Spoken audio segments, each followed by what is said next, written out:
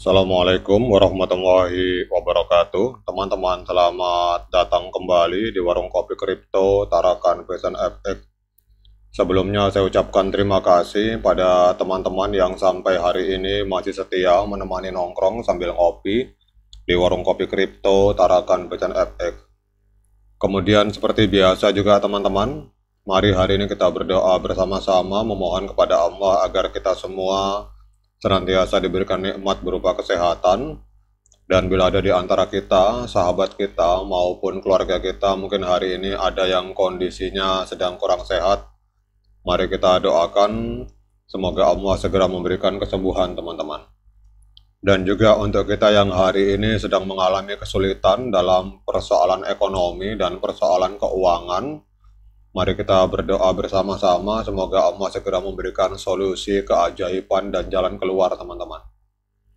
Oke teman-teman, hari ini kita akan jalan-jalan ke akun Twitter dari PNews Media dengan follower sekitar 825.000 follower teman-teman.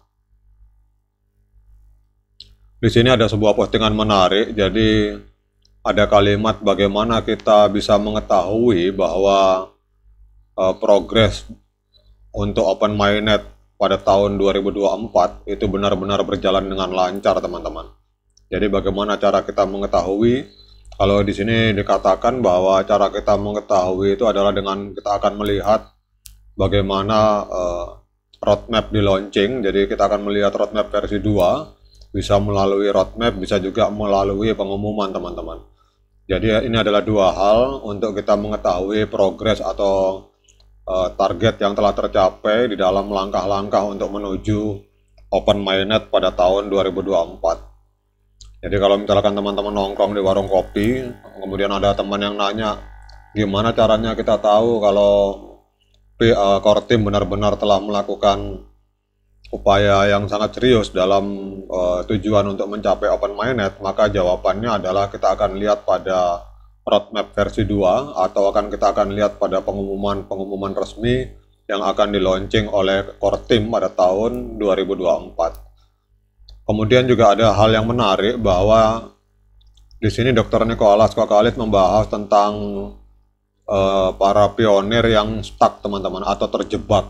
Kita tahu bahwa pionir ini kebanyakan terjebak dalam dua hal. Yang pertama adalah belum bisa KYC sampai hari ini, belum dapat undangan KYC dan belum bisa melakukan KYC.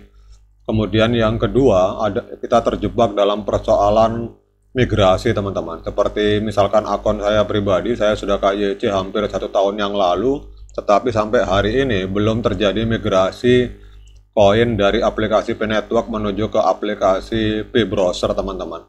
Jadi koinnya masih stuck atau terjebak di sana. Jadi ada dua hal yang hari ini pionir terjebak. Yang pertama dalam persoalan KYC dan persoalan migrasi teman-teman. Namun yang menariknya dalam pichat ini, Dr. Nicholas Kokalit menjawab bahwa tim dari core team ini akan bekerja ekstra keras pada tahun 2024, kemudian fokus pada persoalan yang membuat para pionir terjebak, yaitu dalam persoalan KYC dan persoalan migrasi teman-teman.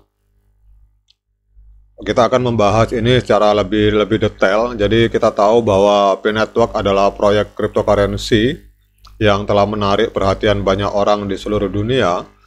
Proyek ini bertujuan untuk menciptakan mata uang digital yang terdesentralisasi dan dapat diakses oleh semua orang teman-teman. Pada tahun 2024, P-Network merencanakan untuk meluncurkan Open Mainnet yang akan menandai awal dari fase baru pengembangan proyek teman-teman. Jadi di video ini kita akan membahas kemajuan P-Network menuju Open Mainnet 2024. Seperti yang kita ketahui dalam video-video sebelumnya bahwa ada 3 kondisi utama yang harus dipenuhi sebelum Open Mainnet teman-teman.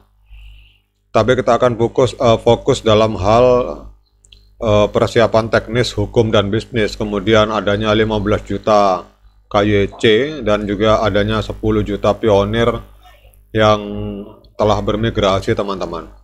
Ini adalah target dari core team. Jadi P-Network ini adalah proyek yang menggunakan metode mining berbeda dari koin-koin atau proyek blockchain lainnya.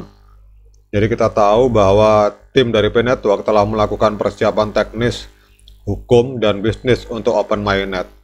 Jadi kalau kita berbicara tentang poin pertama teman-teman, ini secara otomatis bahwa core team ini sedang mempersiapkan pengembangan infrastruktur blockchain, kemudian juga penerapan protokol keamanan, pengembangan aplikasi seluler, dan juga berupaya mendapatkan persetujuan dari regulator yang berbeda dari seluruh dunia teman-teman.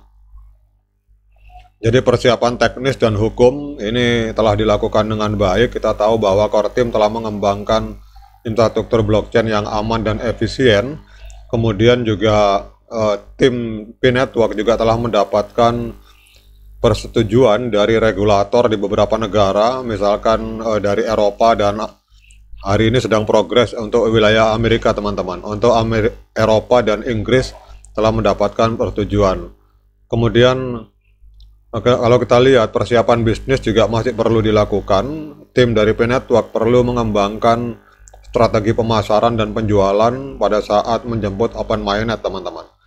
Jadi kalau kita lihat untuk persoalan bisnis, tim dari P-Network ini perlu membangun jaringan mitra atau partner untuk mendukung pengembangan ekosistem P-Network teman-teman. Kemudian kita akan melihat ini kalimat dari Dr. Nicholas Kokkalis bahwa pada tahun 2024 tim dari core team akan bekerja keras untuk menyelesaikan persoalan para pionir yang nyangkut atau para pionir yang mengalami stuck. Jadi kita lihat di sini sebelum Open Mainnet dapat diluncurkan, P-Network perlu mencapai 15 juta pengguna KYC. Jadi KYC adalah proses verifikasi identitas yang diperlukan untuk memastikan bahwa pengguna adalah orang yang real. Dan di sini juga tim dari P-Network ini berupaya keras untuk dan bekerja sama dengan berbagai mitra untuk menyediakan layanan KYC teman-teman. Jadi kalau kita melihat di sini ada kalimat dari Dr. Nicholas Kokkalis.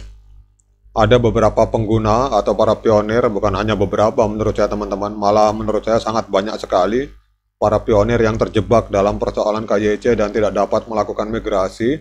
Namun kalau kita melihat dari kalimat Dr. Nicholas Kokkalis, ini bahwa tim dari P-Network akan bekerja keras untuk menyelesaikan masalah para pionir yang terjebak dalam persoalan KYC dan migrasi pada tahun 2024 teman-teman. Jadi tim dari P-Network telah melakukan berbagai upaya termasuk meningkatkan layanan pelanggan dan memperbaiki sistem migrasi teman-teman.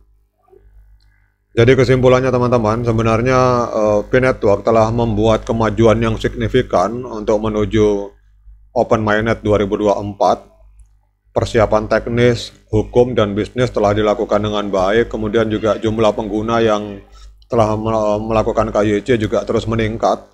Namun masih ada beberapa tantangan yang perlu diselesaikan seperti masalah para pionir yang terjebak dalam persoalan KYC dan migrasi. Saya yakin secara pribadi bahwa core team telah bekerja keras dalam persoalan ini, namun ada penekanan dari Dr. Nicholas Kokkalis untuk pada tahun 2024 bekerja lebih keras lagi teman-teman untuk menyelesaikan dua hal ini.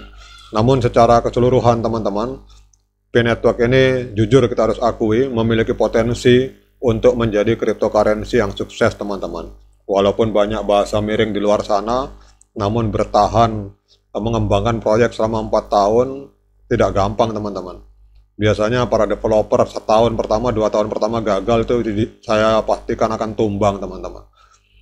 Jadi secara keseluruhan P-Network memiliki potensi untuk menjadi kripto yang sukses, dan proyek ini kita tahu memiliki tujuan yang menarik dan juga tim yang berdedikasi dari Stanford University, universitas terbaik nomor 2 di dunia teman-teman. Oke, demikian teman-teman update informasi ini, semoga menambah semangat kita untuk tetap klik petir dan jangan lupa diseruput kopinya mumpung masih panas. Sekian dari saya, Assalamualaikum warahmatullahi wabarakatuh.